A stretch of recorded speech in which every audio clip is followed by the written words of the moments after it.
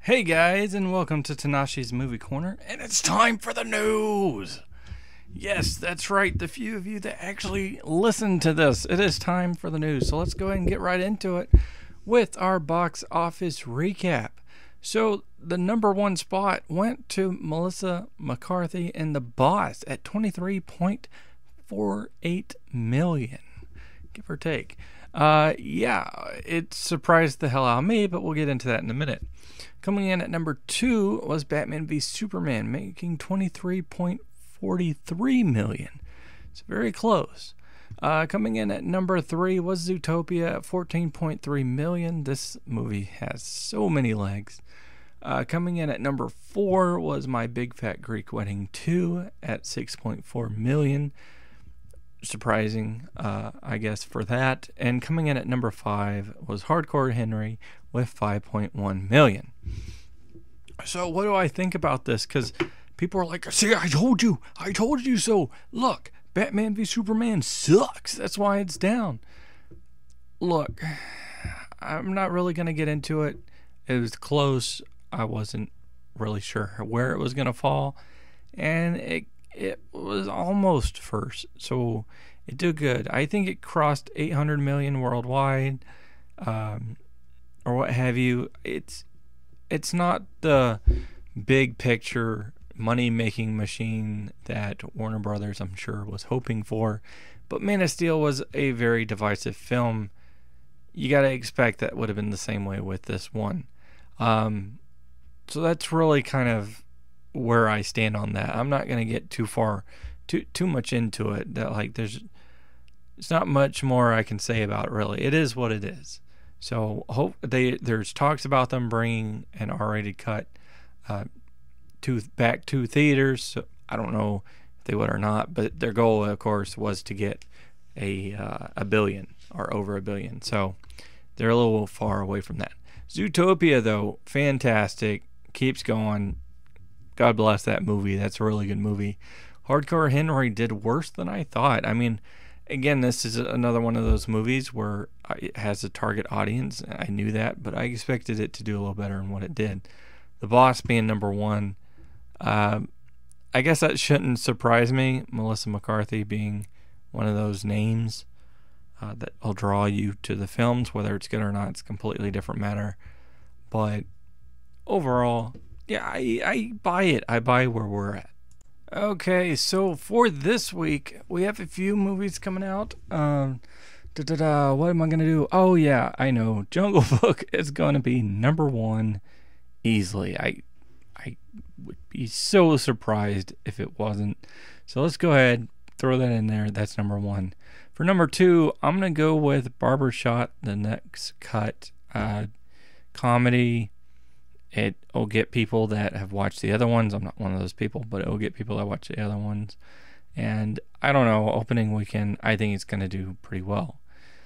So at number 3, I'm going to put Batman v Superman. I think it's going to drop down to number 3. I don't think it's going to go lower than that, but who knows? We'll have to see.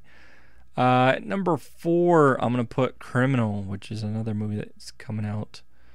It came out this week. You know, Kevin Costner, Ryan Reynolds, Gal Gadot, Gary Oldman. I don't think it's going to do any better because I haven't heard that much about it. Certainly not anything good, what I have heard. But who knows? I do want to check it out at some point. Maybe I'll enjoy it. It'll be one of those stupid fun movies.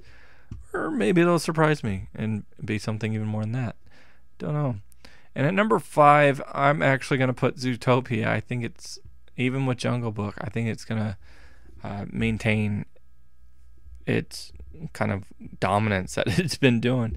Whether it does or not, I don't know. I mean, it definitely could pander out, but yeah, what the heck? I'll go with this. This will be what I say. Watch how wrong I am. Okay, as usual, we're gonna get the DC related news out of the way. So let's go ahead and do that. With news about the solo Batman movie, it apparently has been confirmed that Ben Affleck will direct, star, and has written a script for the movie. So, this is no surprise to me, but the announcement came during the studio's panel at CinemaCon in Las Vegas. Uh, so it's one of those things where they're excited, I'm excited. I mean, I don't know. There's not much to say. Whether you liked the film or not as a whole, I think the general perception has been that he has done a good job. So I look forward to seeing what he can bring to this character. And in the world of animated news for DC, The Killing Joke, which I've talked about a few times, has gotten an official rating and is an R rating. There will be no PG-13 version. It is simply going to be rated R. So, a press release reports that they're staying true to Moore's unflinching vision, and that means that the movie has received an R rating. From Entertainment Weekly, from the start of production, we encouraged producer Bruce Timm and our team at Warner Brothers Animation to remain faithful to their original story, regardless of the eventual MPAA rating. This was said by Sam Register, president of Warner Brothers Animation and Warner Digital Series. In a statement, The Killing Joke is revered by the fans, particularly for its blunt, often shocking adult themes and situations. We felt it was our responsibility to present our core audience, the comics loving community, with an animated film that authentically represented the tale they know all too well. So, I mean, for me, like, going on whether or not I care about it being an R rating or not an R rating or what have you, I'm very happy that they decided to do this. I like the comments that they said. I'm looking forward to the movie, and I don't know. I mean, could they have gotten away with the PG-13? Maybe. Like, not seen the movie, it's really hard for me to say one way or the other. But I think this was probably the right move. This is probably the right move to go with. So, it's not all that surprising. They hinted at it way back that this could be a deal. I'm glad that they did go through with it, and they're doing so apparently because of the story. They're not hindering the story in any way, and that's really assuring for me, who's a fan of a lot of the DC animated movies. There's going to be a few news items that are going to be a little quick. There's just not much to them, so let's get into it. Underworld 5 gets an official title. It's called Underworld Blood Wars. It filmed last year in Prague. There's numerous people in the cast, but the important thing is Kate Beckinsale is returning. Also should be noted that apparently Lee Wiseman, who directed the first two films, is currently developing an Underworld TV series. There's not much information other than that. But, yeah, so that's where we are. Blood Wars, kind of cool title. Again, not too much to work with there, but still kind of neat that it's officially getting underway. I don't know what you guys thought of the films, but I actually enjoyed the films. I have all of them, including the anime short, which was, I think, written or directed by John Schnapp or something like that. So that's kind of cool. Yeah, so again, not too much there, but hey, still cool that it's at least got off the ground running. Also, when it comes to superheroes, Spider-Man has a new movie coming out. It'll be called Spider-Man Homecoming. For me, this kind of... Oh, wow, I am listening. For me, this kind of sucks, honestly. Like, I just don't like the title. Spectacular Spider-Man would have been better. I know they can't do Amazing Spider-Man or whatever. And I get all the references that it has for it. It just seems kind of lame to me, but that's just me. But one of the cool things is, apparently, according to Variety, Michael Keaton is in early talks to play the film's villain.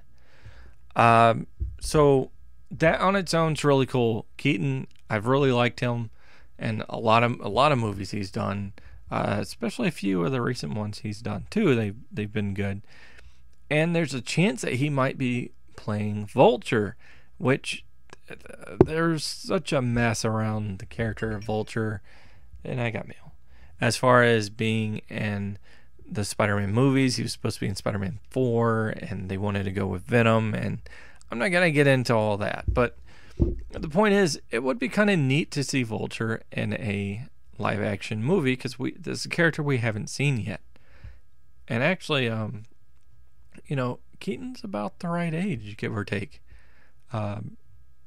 So that would be cool. I don't know if that's the first villain I'd go with for the first Marvel, kind of live action version. I know it's not entirely Marvel, but you know what I mean.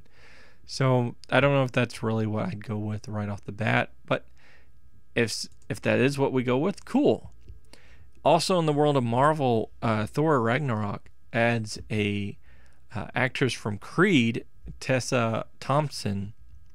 She's going to be in a kind of key role in the film, the lead role, and apparently Natalie Portman's not going to be in the movies anymore. So I mean, I don't know how that's and maybe it's just this movie itself. Maybe she's going to be in others. Personally, I didn't really care for her character ever. She just kind of felt out of place. And I love Natalie Portman, but I didn't care for her character. It just didn't elevate the film in any way. It didn't bring anything to the film. And if this is news that she's kind of, I guess, been replaced and everything, then I don't know. For me, I think it would work out better, especially if Tessa Thompson ends up being a key character, like an Asgardian or a Valkyrie or something. That would be pretty cool. In the world of Disney, according to Variety, David Lowery, also known for directing the indie Ain't Them Body Saints, will helm a new iteration of Peter Pan under Disney. So this is all due to apparently Pete's Dragon, which is set to come out August 12th.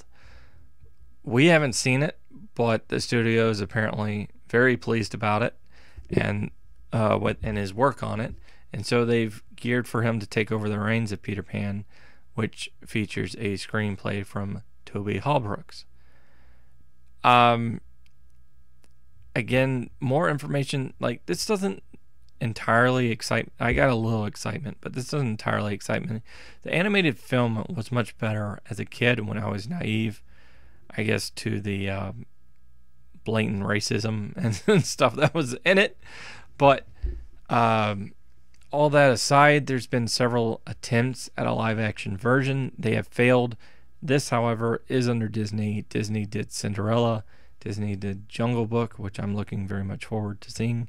Maleficent wasn't half bad, and I'm on the fence when it comes to Alice in Wonderland.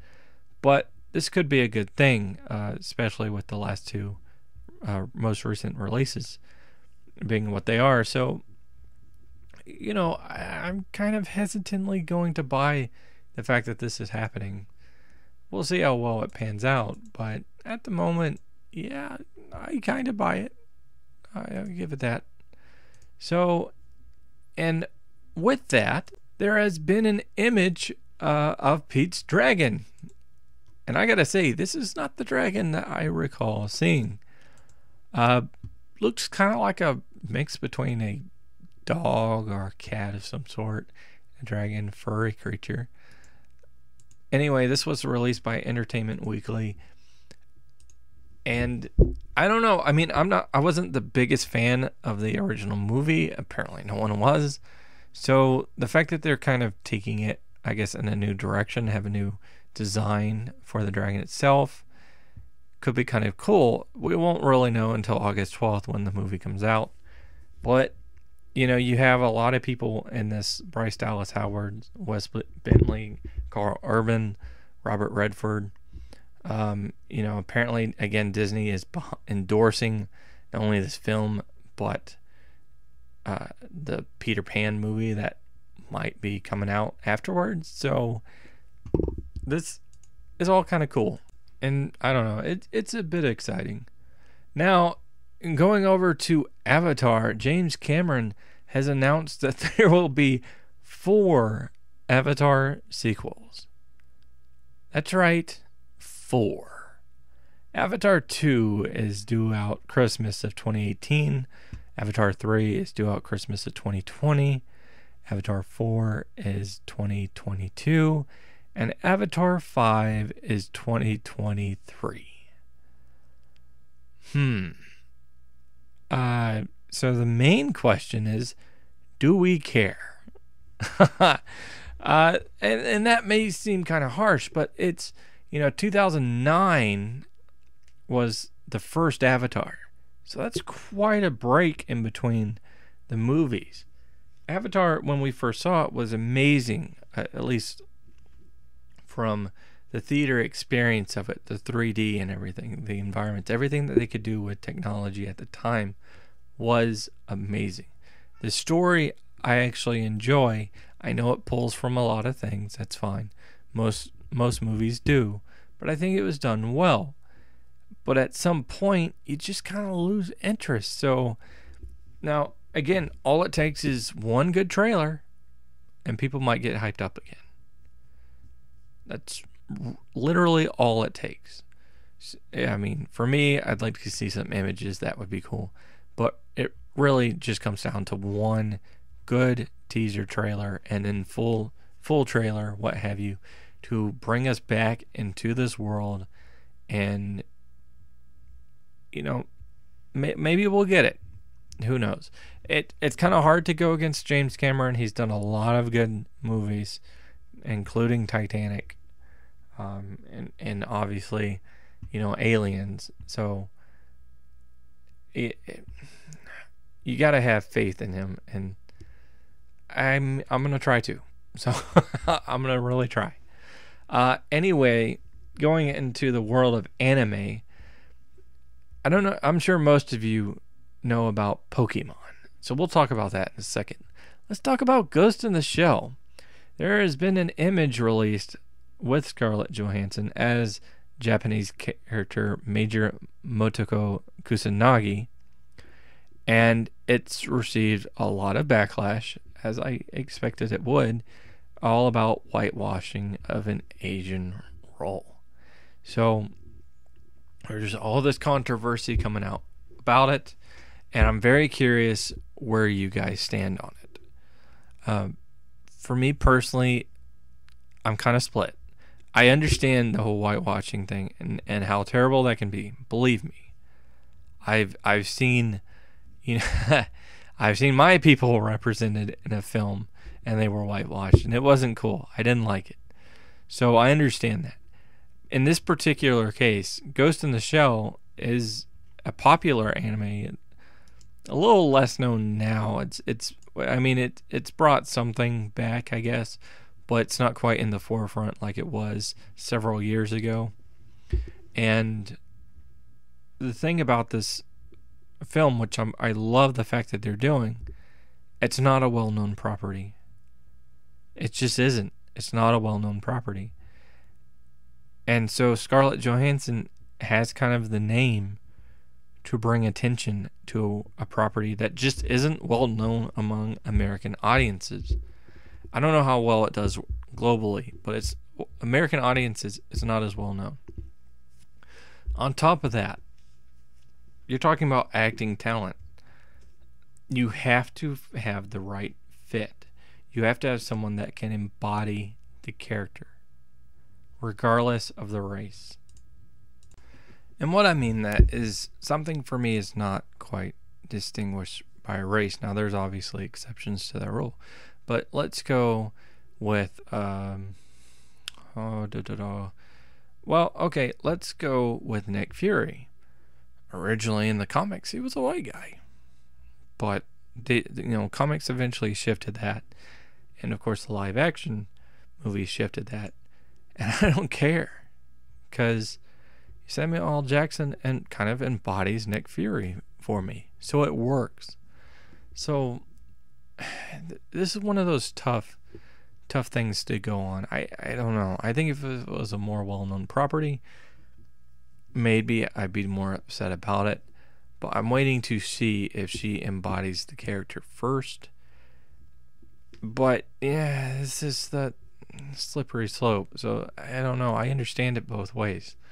Anyway, moving on from there to Pokemon.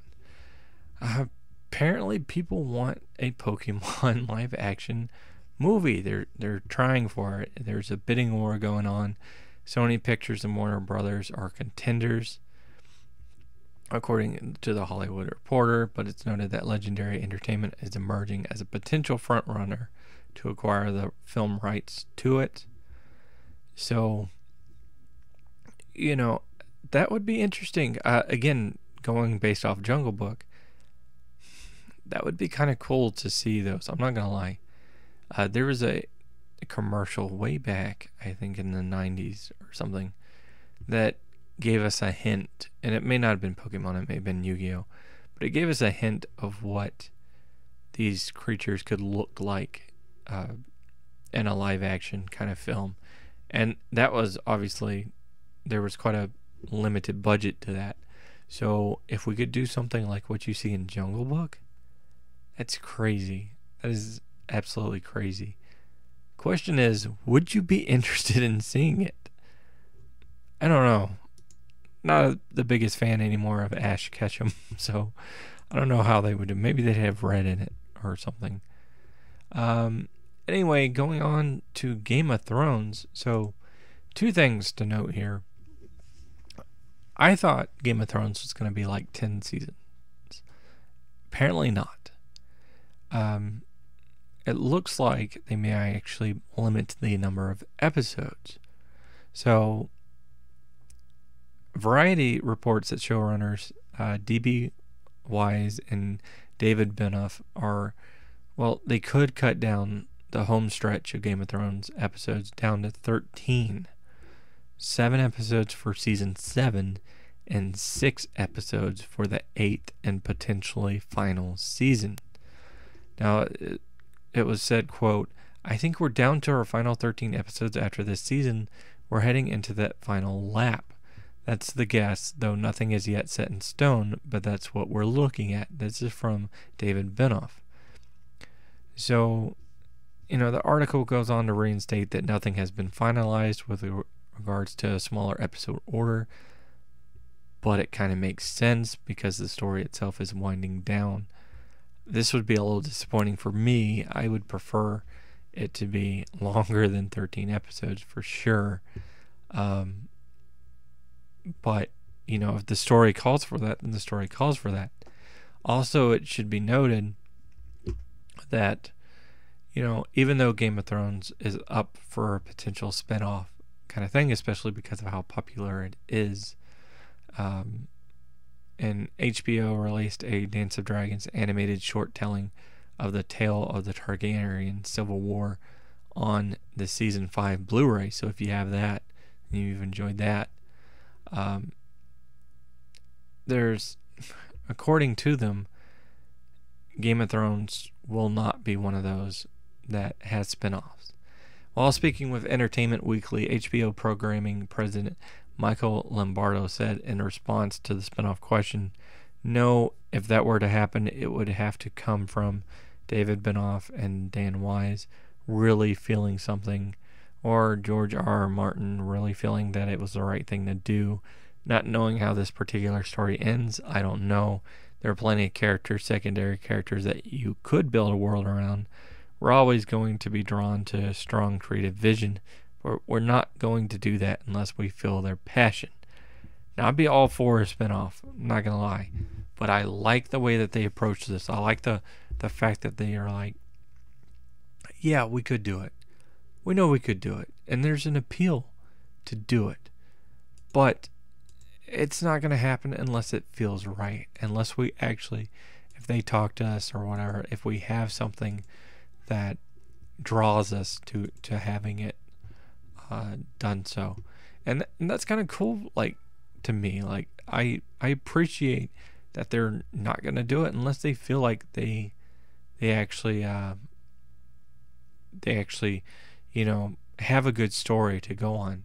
So I don't know. For me, I'm okay with it.